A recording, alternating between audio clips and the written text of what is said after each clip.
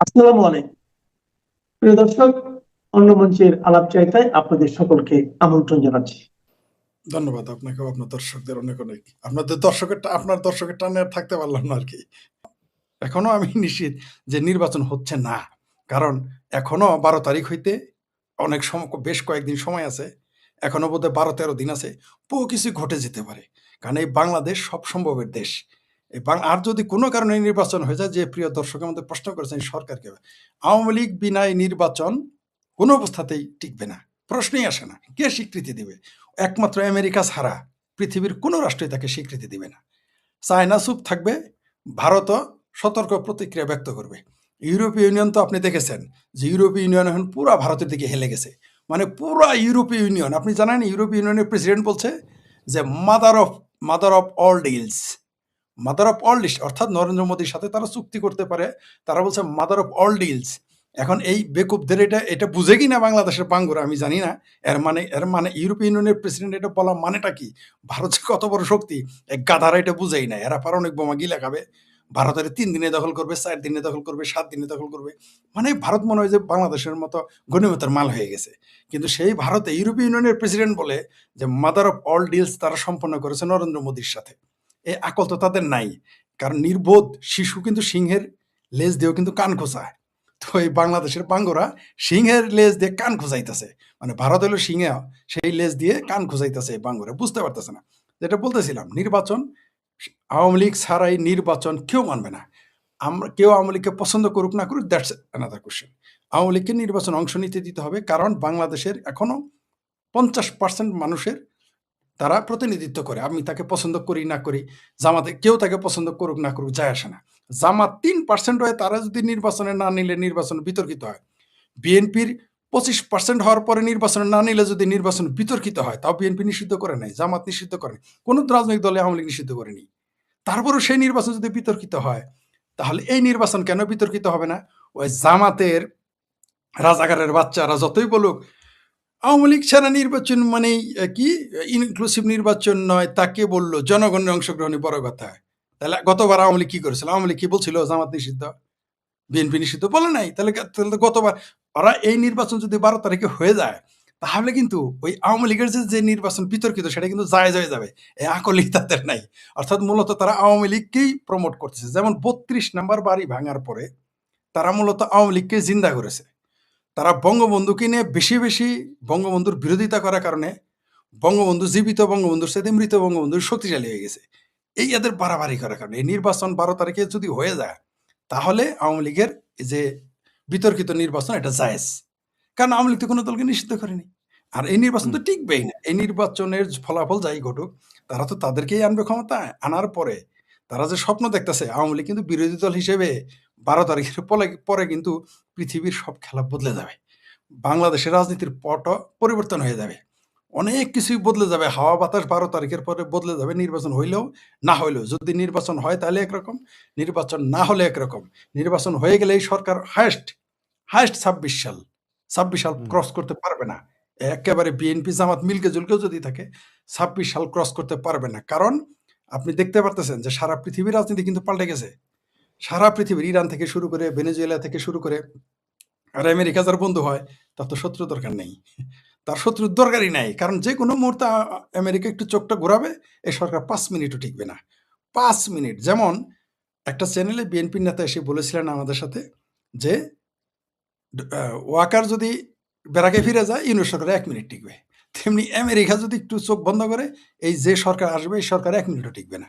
পরের দিনই পতন ঘটে যাবে, আর আওয়ামী লীগ বানের পানির মতো ঢুকে পড়বে। আওয়ামী লীগকে আপনি ঠেকাইতে পারবেন না। কারণ আওয়ামী লীগের উপরে এত নির্যাতন, এত এত অত্যাচার করা হয়েছে যে এই ১৭ মাসে ১৭ বছর ফেল করে দিছে। তো এটা রিটার্ন আসবেই। কারণ প্রকৃতি তার নিজস্ব গতিতে চলবে। জামাতেরা বিএনপিদেরও একটু শিক্ষা পাওয়া দরকার। তাদের বোঝা উচিত যে তাদের শত্রুকে, আমি বারবার বলেছি, আমাদের বৃহত্তর ময়মনসিংহ বিভাগে, মানে বর্তমান বিভাগ ময়মনসিংহ অঞ্চলে যত হাঙ্গামা হয়, এমনকি আওয়ামী লীগ, বিএনপি আওয়ামী লীগ বিএনপিতে, এর পিছনে ইন্ধন যোগায় এই জামাতেরা। এটা আমি কিন্তু এখন না, বারবার বলে আসছি, আপনার চ্যানেলে বলেছি, আমি লিখেছি বারবার।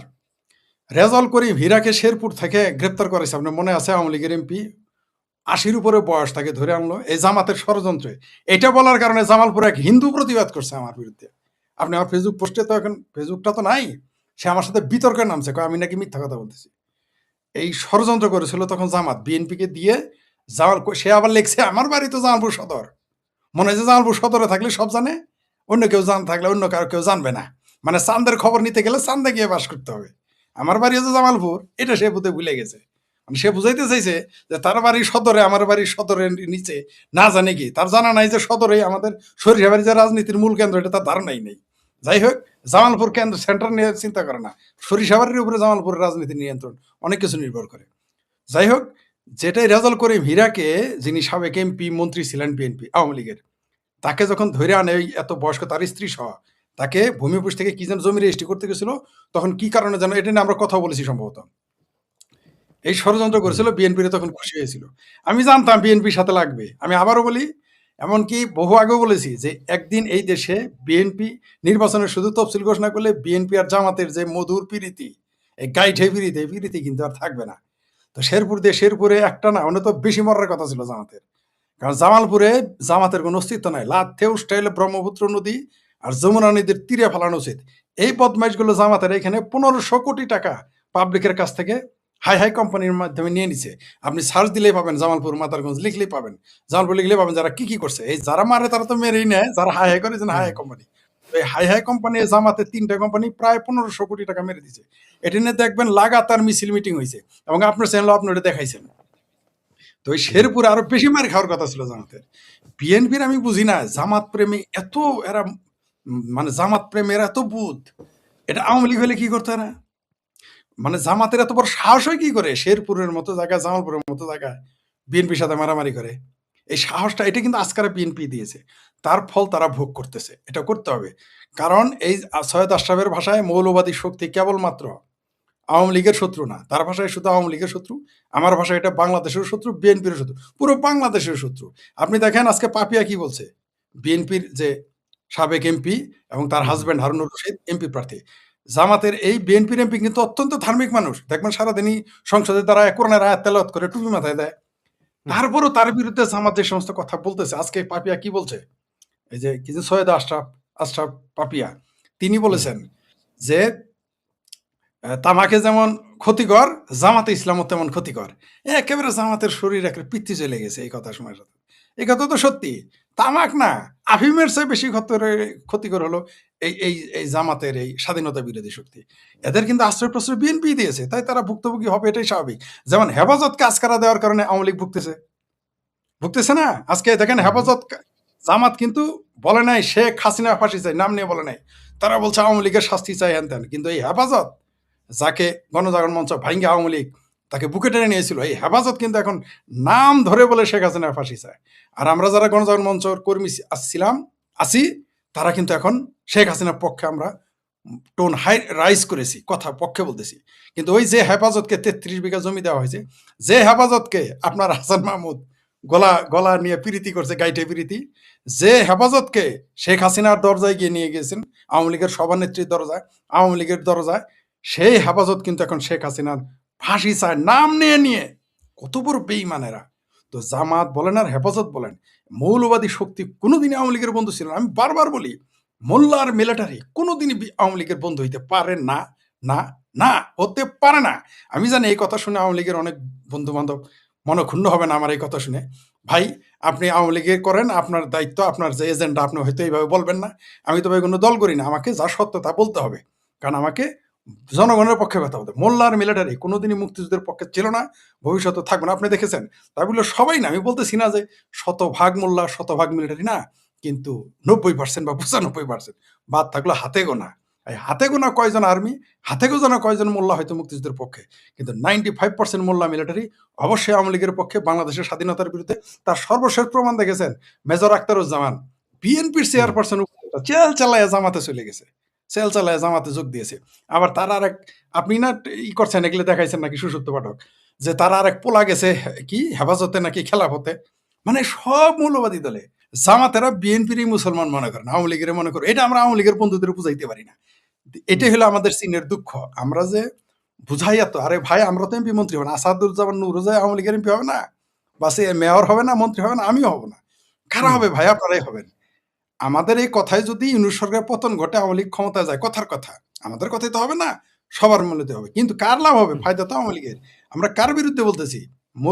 মৌলবাদী শক্তি কোনোদিনই আওয়ামী লীগের ঢাকিতে যাবে না। এটা আমি হুম, আওয়ামী লীগের লোকদের বুঝাইতে পারি না। এমনকি বিএনপিদেরও বুঝাইতে এখন কেমন লাগে? এই যে দেখেন মারামারি, আরো হবে সামনে। ১২ তারিখের পরে দেখবেন জামাত বিএনপির অনেকেই বলে না এরা আওয়ামী লীগের ভয়ে এরা এক হয়ে যাবে। না রে ভাই, ক্ষমতার দ্বন্দ্বে কি বাপ পোলাকে ছাড়ে না। সুলতান সুলেমান তার পোলারে মেরে ফেলছে, ২ পোলারে মেরে ফেলছে। সুলতান সুলেমানের দাদা তার বাপেরা মেরে ক্ষমতায় গেছে। আপনি গিয়াসউদ্দিন আজম শাহ যার নামে মাজার আছে বাংলাদেশে, ১৭ ভাইয়ের চোখ অন্ধ করে দিছে। কেউ কাউকে ছাড় দেয় না। এই আওরঙ্গজেব যে এখন ভারতের মুসলমানদের জিন্দাপীর, বাপেরে বন্দি করছে, বোনের বিয়ে হইতে দেয় নাই, এবং ৩ ভাইরে জবাই করছে, আরেক ভাই দাঁড়ার মাথা কাইটা বাপের খাবারের প্লেটে দিয়ে আসছে। এই হলো ক্ষমতার দ্বন্দ্ব। ক্ষমতা কেউ কাউকে ছাড়তে না। বাংলাদেশে আমরা দেখেছি পিতা পুত্রের বিরুদ্ধে, স্বামী স্ত্রীর বিরুদ্ধে, ভাই ভাইয়ের বিরুদ্ধে, চাচা চাচার ভাইদের বিরুদ্ধে, মামা ভাগ্নের বিরুদ্ধে আমরা দেখেছি নির্বাচন করতে। দেখেন নাই? এই বাংলাদেশেই আছে। তো নির্বাচন কেউ কাউকে ছাড় দিবে না। যদিও অনেকেই হুম, বলে যে আওয়ামী লীগের কথা বলবে, বললে তারা ঐক্য। না রে ভাই, ক্ষমতার ব্যাপারে কেউ কারো ছাড় দেয় না। ১২ তারিখের পরে দেখবেন দেশে কি ঘটে। আরো ঘটবে, আরো ঘটবে। আমি চাই যে আওয়ামী লীগ নীরব থাকুক। আওয়ামী লীগ কোনো কর্মসূচি না দিক। চুপচাপ বসে খেলা দেখুক। মঞ্চের বাইরে থেকে, মাঠের বাইরে থেকে খেলা দেখুক। মাঠে পরে নামুক। এর আগে একটু খেলুক, তারপরে আওয়ামী লীগ মাঠে যাক। আর যেটা আপনি বললেন যে এই বারবার আওয়ামী লীগকে এরা মৌলবাদী শক্তি, কখনোই আওয়ামী লীগকে তারা মুসলমানই মনে করে না। আরে ভাই, হুম, আমি বারবার এটা বলেছি। কয়েকটা লাইভে গিয়ে বলেছি, লিখেছি। আওয়ামী লীগের আমল আমার মনে আছে ১৪ কি ১৫ সালে ঘটনা। আওয়ামী লীগ পাওয়ারে। আরে ভাই, রংপুরে আওয়ামী লীগের লোকদের মসজিদে নিয়ে তওবা পড়াইছে। বলছে যে বল আওয়ামী লীগ যারা করে তারা কাফের, তারা হিন্দু, তারা ইহুদি, তওবা পড়াইছে। এটা হাইকোর্ট পর্যন্ত গেছে। হাইকোর্ট ডিসির উপরে রুল কোর্ট জারি করছে আওয়ামী লীগ পাওয়ারে থাকতে। তারপরেও এদের বোঝাই কয়েকটা বিচ্ছিন্ন ঘটনা। এখন বিচ্ছিন্ন ঘটনা বাড়াইছে না? আরে ভাই, চাণক্য নীতিতে আছে শত্রুকে কখনো ছোট ভাবতে নাই। গীতাতেও আছে শত্রুকে কখনো ছোট ভাবতে নাই। আপনি আপনি ওটা ধর্মগ্রন্থ হিসেবে না নিয়ে যদি আপনি দর্শন হিসেবেও নেন। আর চাণক্য তো বলছেই যে শত্রুকে ছোট ভাবলে আপনি বিপদে পড়বেন। কতবার বলেছি আওয়ামী লীগের লোকদের, জামাত কিন্তু সক্রিয়। তারা বলে বিএনপি দেশে নাই, জামাত আমাদের কি করবে? এখন কি ওই যে করতেছে? বাংলাদেশের অন্তর্বর্তী সরকার ঘোষিত ঐতিহাসিক নির্বাচনে প্রকাশ্যে হত্যাকাণ্ড চললেও সরকারের দাবি আশাতীত ভালো আছে দেশের আইন শৃঙ্খলা আর নিরাপত্তা পরিস্থিতি। একদিকে একটি অবাধ ও নিরপেক্ষ নির্বাচনের জন্য অন্তর্বর্তীকালীন সরকারের সর্বোচ্চ পর্যায়ের আশ্বাস এবং নির্বাচন কমিশনের তোড়জোড়, অন্যদিকে রাজপথে ক্রমবর্ধমান সহিংসতা ও অবৈধ অস্ত্রের ঝঞ্ঝনানি সাধারণ ভোটারদের মনে গভীর শঙ্কার জন্ম দিয়েছে। এরই মধ্যে নির্বাচন উপলক্ষে দেশের বেশ কয়েকটি জেলা সফর করে ফেলেছেন বাংলাদেশের সেনাপ্রধান জেনারেল ওয়াকারুজ্জামান। আনুষ্ঠানিকভাবে এসব সফরে জেনারেল ওয়াকার আসন্ন ত্রয়োদশ জাতীয় সংসদ নির্বাচন ও গণভোটে দায়িত্ব পালনের ক্ষেত্রে সেনার সদস্যদের সর্বোচ্চ পেশাদারিত্ব, নিরপেক্ষতা এবং শৃঙ্খলা বজায় রাখার নির্দেশ দিয়েছেন। এমনটাই দাবি করা হয়েছে সেনা সদর থেকে। প্রশ্ন উঠেছে, জেনারেল ওয়াকার তার সবগুলো সফরে নিরপেক্ষতা আর পেশাদারিত্বের কথা বললেও ম্যাজিস্ট্রেসি পাওয়ারের মতো শক্তিশালী আইনি ক্ষমতা থাকা সত্ত্বেও মাঠ পর্যায়ে সহিংসতার গ্রাফকে নিম্নগামী করতে পারেনি বাহিনীটি। উল্টো শেরপুরে বিএনপি জামাত সংঘর্ষের পর সেনাবাহিনী আদৌ নিরাপত্তা দিতে পারবে কি না সে প্রশ্ন বড় হয়ে দেখা দিয়েছে। একাধিক সূত্র বলছে, বর্তমানে আইন শৃঙ্খলা পরিস্থিতির যে অবস্থা তাতে নির্বাচনকে ঘিরে জেনারেল ওয়াকার দ্বিমুখী সংকটে পড়েছেন। একদিকে গোয়েন্দা রিপোর্টে বলা হয়েছে কমপক্ষে 5 ধরনের নিরাপত্তা ঝুঁকি নিয়ে এগোচ্ছে জাতীয় সংসদ নির্বাচন। সে ঝুঁকিগুলো ঠেকাতে গিয়ে সেনাবাহিনী কঠোর হলে আন্তর্জাতিক বিভিন্ন সংস্থার পক্ষ থেকে চাপ আসতে পারে। আবার নির্বাচনে যদি বড় ধরনের কারচুপি হয় বা সেনাবাহিনী কোনো বিশেষ পক্ষ নেয়, তবে তা শান্তিরক্ষী মিশনে বাংলাদেশের অবস্থানকে দুর্বল করতে পারে। প্রশ্ন হলো, সেনাবাহিনীকে বিশেষ ম্যাজিস্ট্রেসি ক্ষমতা দিয়ে মোতায়েন করা সত্ত্বেও পরিস্থিতির দৃশ্যমান উন্নতি না হওয়া এবং সেনা প্রধানের দেশব্যাপী সফরের মধ্য দিয়ে তিনি আসলে কি বার্তা দিতে চাইছেন। নির্বাচনের তফসিল ঘোষণার পর থেকে সারা দেশে যে অস্থিরতা দেখা দিয়েছে তা কেবল বিক্ষিপ্ত সংঘাতের মধ্যেই সীমাবদ্ধ নেই। সবশেষ শেরপুরে প্রার্থীদের নির্বাচনী ইশতেহার পাঠ অনুষ্ঠানে চেয়ারে বসাকে কেন্দ্র করে বিএনপি নেতাকর্মীদের সঙ্গে সংঘর্ষে জামাত ইসলামের শ্রীবর্দী উপজেলার সেক্রেটারি রেজাউল করিম নিহত হয়েছেন। কেবল শেরপুরের এই ঘটনাই নয়, 11ই ডিসেম্বর তফসিল ঘোষণার পর থেকে আরো 3টি রাজনৈতিক হত্যার ঘটনা ঘটেছে। পুলিশ সদর দপ্তরের হিসাব অনুযায়ী গত 12 ডিসেম্বর থেকে 26শে জানুয়ারি পর্যন্ত 45 দিনে সারা দেশে 144টি নির্বাচনী সহিংসতার মধ্যে প্রতিদ্বন্দ্বী সমর্থকদের মধ্যে সংঘর্ষের ঘটনা ঘটেছে 55টি। এছাড়া ভীতি দেখানো এবং আক্রমণাত্মক আচরণের ঘটনা ঘটেছে 11টি। প্রার্থীর উপর আক্রমণের ঘটনা 6টি, অবৈধ অস্ত্রের ব্যবহার 2টি। এর মধ্যে কুমিল্লা ও লক্ষ্মীপুর জেলায় প্রতিদ্বন্দ্বী প্রার্থীদের সমর্থকদের মধ্যে 4 দফা করে সংঘর্ষের ঘটনা ঘটেছে, যা অন্য জেলাগুলোর মধ্যে সবচেয়ে বেশি। শেরপুরে জামাত নেতাকে নৃশংসভাবে খুন করার পরদিনই সরকারি প্রচার মুখগুলোর দাবি, রাজনৈতিক দলগুলো যথেষ্ট সহিষ্ণু, ভোটের আগের দিনগুলো ভালো যাবে। আর সরকারের স্বরাষ্ট্র উপদেষ্টা জাহাঙ্গীর আলম চৌধুরী আইন শৃঙ্খলা পরিস্থিতি নিয়ে সকালে এক কথা আর বিকেলে আর এক কথা বলেন। 27শে জানুয়ারি তিনি বলেছিলেন, নির্বাচনকে কেন্দ্র করে দেশে অস্থিতিশীল পরিস্থিতির কোনো শঙ্কা নেই। এমন দাবির পেছনে তার যুক্তি হলো, দেশে আওয়ামী লীগের নেতাকর্মীরা নেই, তাই আইন শৃঙ্খলা পরিস্থিতি অবনতিরও আশঙ্কা নেই। পরদিন মানে 28শে জানুয়ারি স্বরাষ্ট্র উপদেষ্টা দাবি করেন, নির্বাচনের প্রস্তুতি প্রত্যাশার তুলনায় অনেক ভালো। তার এমন দাবির পেছনে যুক্তি ছিল, নির্বাচনের সঙ্গে যারা জড়িত, এখানে কোনো আওয়ামী লীগের দোসর বলতে কোনো কিছু নাই। এখানে সবাই নির্বাচনের জন্য প্রস্তুত, এখানে সবাই খুব ভালো এবং সৎ অফিসার। স্বরাষ্ট্র উপদেষ্টা যখন শয়নে স্বপনে আওয়ামী লীগ মুক্ত নির্বাচন দেখছিলেন, তার ঠিক 24 ঘন্টার মধ্যে সরকারের 2 মিত্রের মারামারিতে একজনকে প্রাণ দিতে হলো। আর তাতেই 29শে জানুয়ারি পাল্টে যায় তার পচন। এবার তিনি বললেন, নির্বাচনে কোনো ব্যালট বাক্স ছিনতাই হলে কেউই রক্ষা পাবে না। স্বরাষ্ট্র উপদেষ্টা যতই নানা ধরনের কথা বলুক, গোয়েন্দা রিপোর্ট বলছে শঙ্কার কথা। সরকার একাধিক গোয়েন্দা সংস্থা এবারে নির্বাচনকে দেখছে চরম আতঙ্কের একটি নির্বাচন হিসেবে।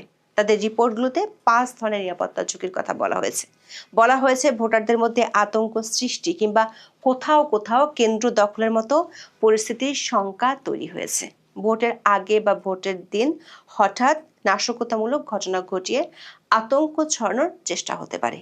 এতে বিস্ফোরণ, আগুন, ককটেল বা সহিংস হামলার মতো ঘটনা ঘটতে পারে, যার উদ্দেশ্য হবে ভোটারদের কেন্দ্রমুখী হওয়াকে বাধাগ্রস্ত করা।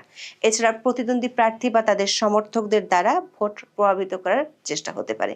এর মধ্যে কেন্দ্র দখল, জাল ভোট, ভোটারদের ভয় দেখানো কিংবা সংঘর্ষ সৃষ্টির মতো পরিস্থিতির আশঙ্কা রয়েছে। পাশাপাশি নির্বাচনের আগে গুপ্ত হামলা ও টার্গেট কিলিং এর ঘটনা ঘটতে পারে, এমন আশঙ্কাও রয়েছে।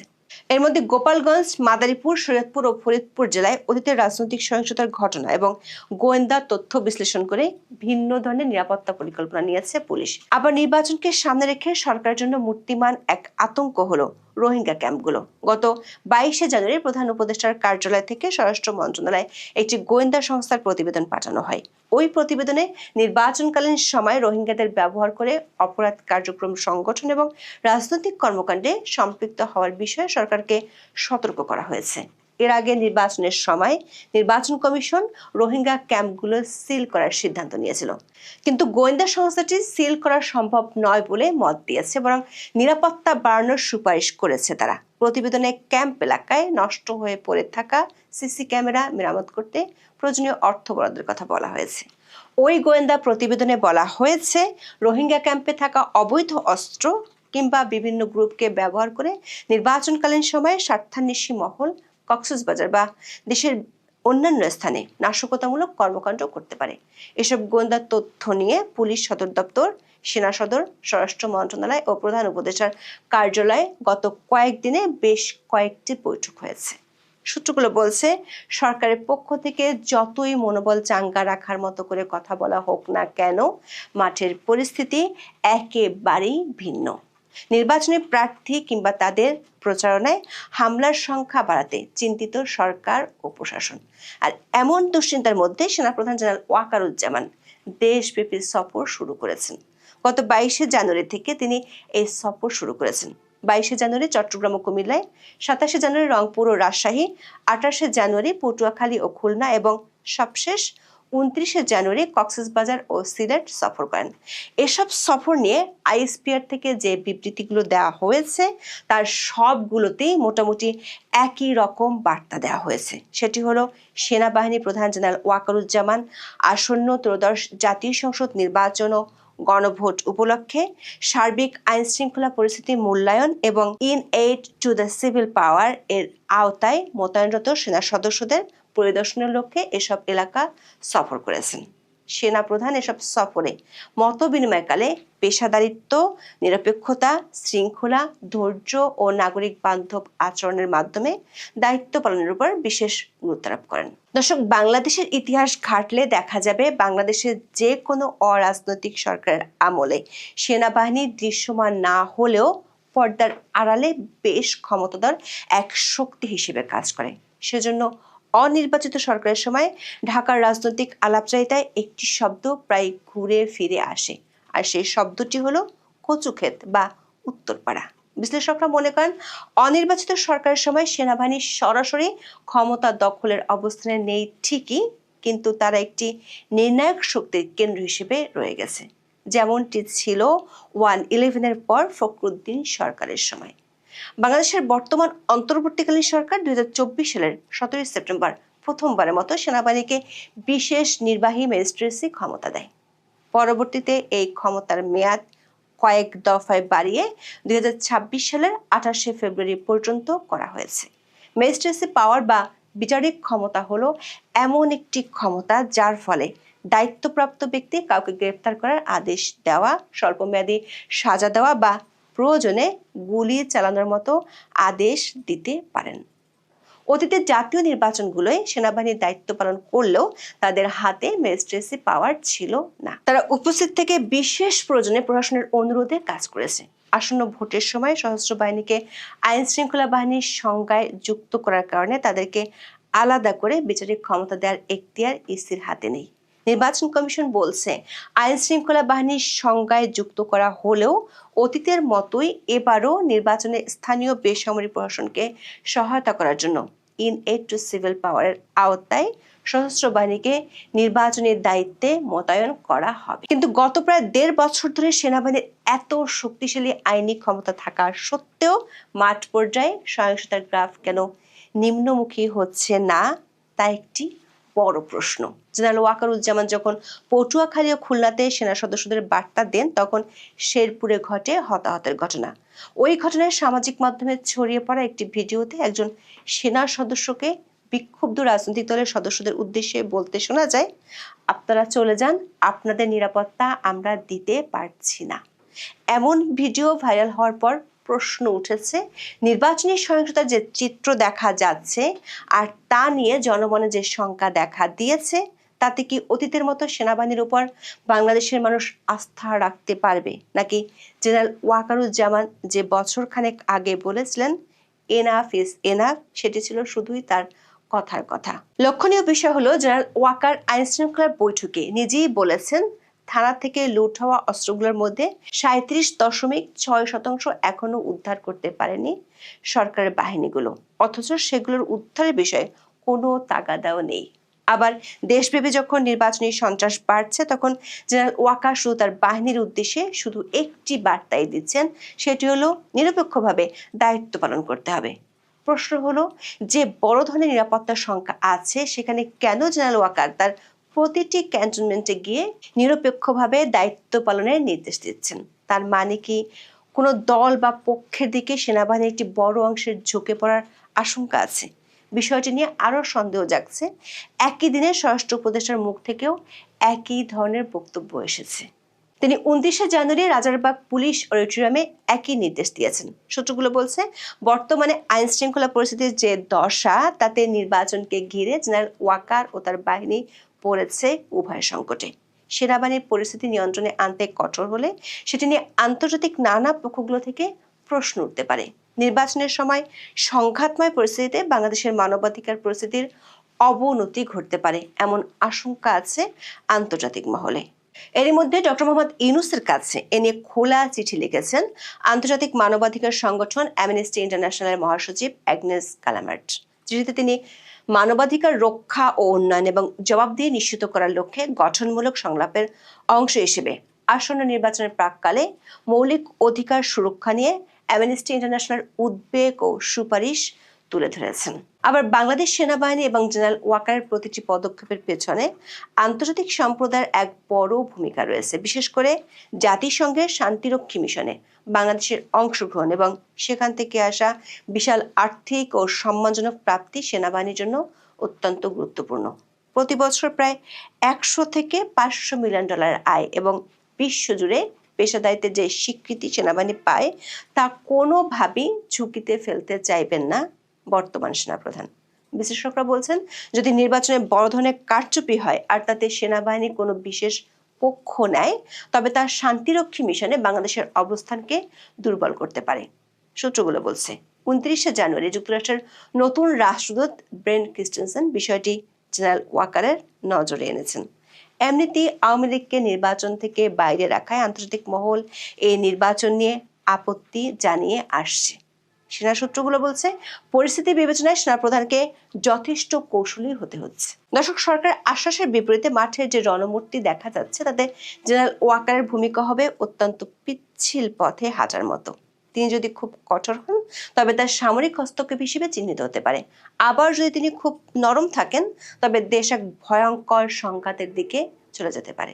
এখন এ পর্যন্ত, সবাই ভালো থাকুন, সুস্থ থাকুন। তবে আমি বিশ্বাস করি বাংলাদেশের মুক্তিযুদ্ধের পক্ষের মানুষ আবার তাদের নিজেদেরকে ক্ষমতায় দেখবে এবং এটা হওয়া উচিত। কারণ একটি মুক্তিযুদ্ধের দেশে, যেই দেশে বঙ্গবন্ধু যে দেশের মহানায়ক, তার নাম নেওয়া যায় না, যেই দেশে 7ই মার্চের ভাষণের মাধ্যমে একটি দেশ সৃষ্টি হয়েছে, সেই ভাষণ পাঠ্যপুস্তকে নেই, যেই দেশে আওয়ামী লীগ হচ্ছে বাংলাদেশের মুক্তিযুদ্ধের নেতৃত্ব দানকারী দল, সে আওয়ামী লীগ নিষিদ্ধ, যে আওয়ামী লীগকে ছাত্রলীগ পয়দা করেছে। অদ্ভুত ব্যাপার, সারা পৃথিবীতে কিন্তু বাপে পুত্রকে জন্ম দেয়, কিন্তু এইখানে কিন্তু উল্টা হয়েছে, অর্থাৎ পুত্র পিতাকে জন্ম দিয়েছে, অর্থাৎ ছাত্রলীগ আওয়ামী লীগ বানিয়েছে। সেই ছাত্রলীগ নিষিদ্ধ, যে ছাত্রলীগের রয়েছে বর্ণাঢ্য ইতিহাস, যে ছাত্রলীগের রয়েছে কিংবদন্তি ইতিহাস, সেই ছাত্রলীগ এখন নিষিদ্ধ, আওয়ামী লীগ নিষিদ্ধ, জয় বাংলা স্লোগান নিষিদ্ধ, বঙ্গবন্ধু নিষিদ্ধ, বঙ্গবন্ধুর ভাস্কর্য নিষিদ্ধ, 7ই মার্চের ভাষণ নিষিদ্ধ। কিন্তু এখন সিদ্ধ কি? নেজামে ইসলাম। কোন নেজামে ইসলাম? আপনারা শুধু জামাতে ইসলামের কথা বলেন। মনে রাখবেন, যেই দলের নামের পরে ইসলাম এবং আগে ইসলাম, তার মানে এই দলটা 71 সালে মুক্তিযুদ্ধের বিরোধিতা করেছে। সে করেছে, নয় তার বাপেরা করেছেই। যেমন ধরেন হেফাজতে ইসলাম, এখন এই দলটা বানাইছে 2013 বা 12-তে। এখন বলেন ভাই এটা তো এনে বানাইছে না, ভাই এর পিছনে গিয়ে দেখেন এরা কারা বানাইছে। যারা বানাইছে তারা 71-এ পাকিস্তান ইসলাম ছিল, তারা ইসলামী মোহাম্মদ ইসলাম ছিল না, তারা মৌদুদি ইসলাম ছিল। এই নেজামে ইসলাম, জামাতে ইসলাম, এরা দেখেন দুইটা হলো নামের পিছনে ইসলাম, আরেকটা হলো কি ইসলামী আন্দোলন বাংলাদেশ, এটার আগে ইসলাম। যত আগে পিছিয়ে দেখবেন, অনেকে বলবেন আমি এবার ইসলাম কেন নিয়ে আসলাম। জি, ইতিহাস তিতা হইলেও শুনতে হবে। বাংলাদেশের মুক্তিযুদ্ধে কখনোই এই কোনো মুসলিম দেশ আমাদের পক্ষে ছিল না, একটাও না। বরং কারা কারা ছিল শুনলে মাথা নষ্ট হয়ে যাবে।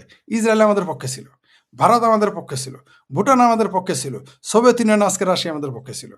মুসলিম কোনো দেশ আমাদের পক্ষে ছিল না, একটাও না। এমনকি এখনো আমাদের মুক্তিযুদ্ধের পক্ষে না। যেমন বাংলাদেশের মিলিটারিরা আপনি দেখবেন, যদিও এখন দেখেন সব বড় বড় পদ মিলিটারি নিয়ে বসে আছে, কিন্তু মুক্তিযুদ্ধে তাদের অবদান প্রশ্নের ঊর্ধ্বে নয়, বিতর্কিত। এগুলো হচ্ছে জামাতের পেইড লোক। এই যে রিক্সালা বলে ভোট দিব, এটা জামাতের বেতনভুক্ত। এগুলা জামাতের কৌশল, এগুলা কাজে ঘাটবে না। ইলেকশনে কেমনে ভোটে আপনারে বলি, আমি প্রত্যেকবার ভোটের সময় সকাল 8টা থেকে 5টা পর্যন্ত ভোট হয়, রাইট 4টা পর্যন্ত 5টা পর্যন্ত। তা আমি কি করি জানেন? প্রতি ঘন্টায় ঘন্টায় এক কেন্দ্রে যাই, যায় লাইন ধরি ইচ্ছা করেই, বুঝতে পারছেন? গিয়ে লাইন ধরি, গিয়ে জিজ্ঞেস করি, চাচা কারে ভোট দিবেন? কাকা, ও কাহা মানে কাহা মানে কাকা, কাকা কারে ভোট দিবা? অথবা যদি বলি বড় ভাই কারে ভোট দিবেন, কি বলতে জানেন? ভোট তো আসাদের দিবার চাইছিলাম, কিন্তু মাঠ তো ফরিদের। ভাবতাছি কি, বাড়িতে কিন্তু বলে আসছে আপনারা ভোট দিবে, মাঠে এসে দেখছে যে আমি পার হয়ে যাইতেছি, পাবলিক তো না আমারে ভোট দিবে। এটা হচ্ছে বাংলাদেশের মাইন্ড হলো ফ্লোটিং মাইন্ড সেট আপ। জামাত এটা ক্যাশ করতে চায়, কিন্তু না, ওই যে আপনি যেটা বললেন চিনে না তো। আচ্ছা আপনি বলেন, ডার্বি এই যে ছাগল চোর, এখন ছাগল চোরে কে ভোট দিবে? শুনেন, মৌলবীদের মানুষ সবচেয়ে বড় চেয়ারটা দেয়, মৌলবীদের মানুষ বড় রুই মাছের মাথাটা খাওয়ায়, কলিজার মাংস দেয়, বড় লাউটা দেয়। মেয়া বিয়া দেখে আপনি দেখছেন কোন মেয়ের বিয়ে দিব জানেন? যেটা ৩ বার তালাক হইছে বা বাচ্চা ৪-৫টা স্বামী আর পাওয়া যায় না বা সংসার করে না ওইটারে বিয়া দেয় মৌলবীর কাছে। আপনি দেখেন তো আমারে কারা মৌলবীর কাছে মেয়া বিয়া দেয়? কে দেয়? ভোট কোন পীর সাহেবেরও তো বহুত ভোট চরমনের পীরের তো বহুত ভোট। কয়বার এমপি হইছে ওরা? ৮৮ নাম শুনেন নাই যে জিন পালে ৮০ টা? সে কোনদিন কিছু হইতে পারছে? বাংলাদেশের মানুষে তো শুনে যে পীরের কথাই মনে করে বেহেশতে পাঠাবে। যে পীরের জন্য বউ দিয়ে দেয়, আপনি কি জানেন বাংলাদেশে এমনও পীর আছে বউ পাঠায় দেয়। সেও কিন্তু ভোট দেয় না পীরেরে। ভোট আলাদা জিনিস ভাই। ভোটের রাজনীতি, মাঠের রাজনীতি আলাদা।